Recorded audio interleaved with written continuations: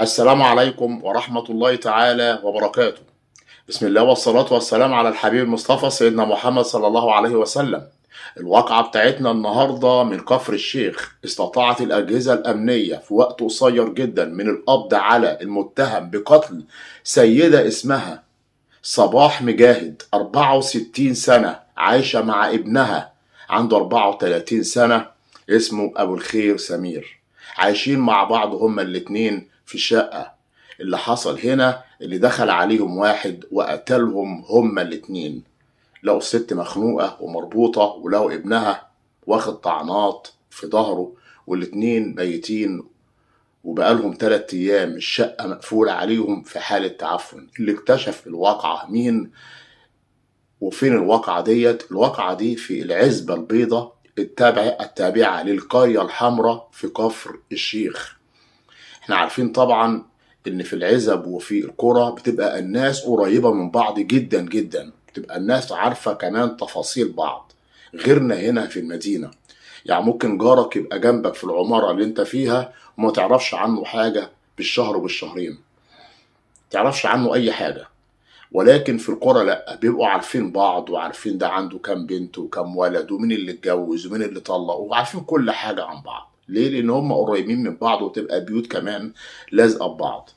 فاللي حصل هنا ان صباح هي وابنها مختفين بقالهم 3 أيام. فطبعا دي غريبة بالنسبة للجيران، مفيش صوت خالص. اتصلوا ببنتهم، بنتهم اتصلت بخالها: الحق يا خالي بسرعة لحسن ده الجيران بيقولوا ان ماما واخويا محدش يعرف عنهم حاجة بقالهم 3 أيام. وصح انا بتصل بيها الموبايل ما بيردش، امبارح طول النهار اتصل بيها الموبايل ما بيردش. فاخوها خد بعضه وخد الجيران وخبطوا على الشقة، وشموا ريحة بقى وهما بيخبطوا على الشقة، ريحة تعفن جامدة قوي. هنا على طول اتصلوا بالأجهزة الأمنية وفتحوا الشقة. دخلوا لقوا الجثتين مرميين على الأرض في حالة صعبة جدا وفي حالة تعفن. طبعا كان لغز بالنسبة للأجهزة الأمنية، هل هم ليهم أي خلافات مع أي حد؟ هنا واحد اسمه أيمن من الجيران شهد وقال أيوة، اللي حصل هنا إن المجني عليه اللي هو ابنها اللي مقتول دوت اللي هو أبو الخير سمير، كان من قيمة 4 شهور خطيبته كانت راكبة ميكروباص، واللي حصل إن في واحد يعني عاكسها.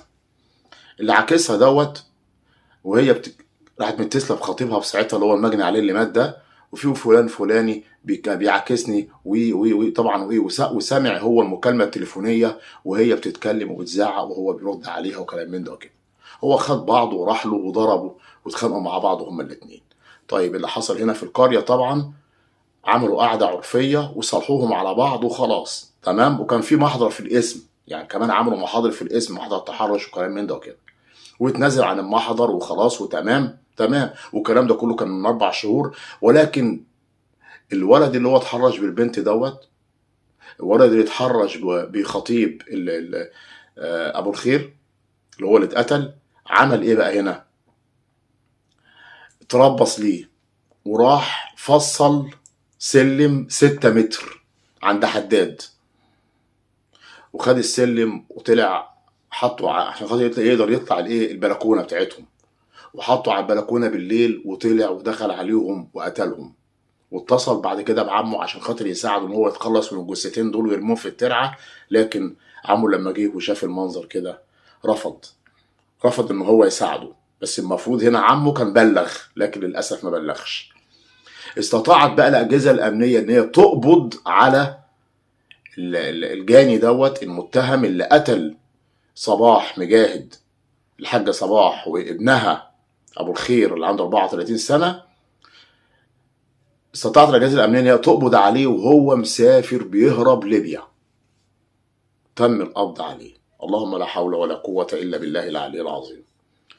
يعني خلافات حصلت وانت اصلا اللي غلطان وانت اللي عكست، يعني انت عكست خطيبته واتحرشت بيها، وهو حصل خناقه بينكم انتوا الاتنين، حصل محاضر وحصل صلح وخلاص وعملتوا قعده عرفيه وخلص الموضوع. لا، انت تتربص ليه وتقتله هو وامه؟ اللهم لا حول ولا قوه الا بالله. لله الامر من قبل ومن بعد. بشكركم جدا، بتمنى من حضراتكم الاشتراك في القناه، تفعيل الجرس، والسلام عليكم ورحمه الله تعالى وبركاته.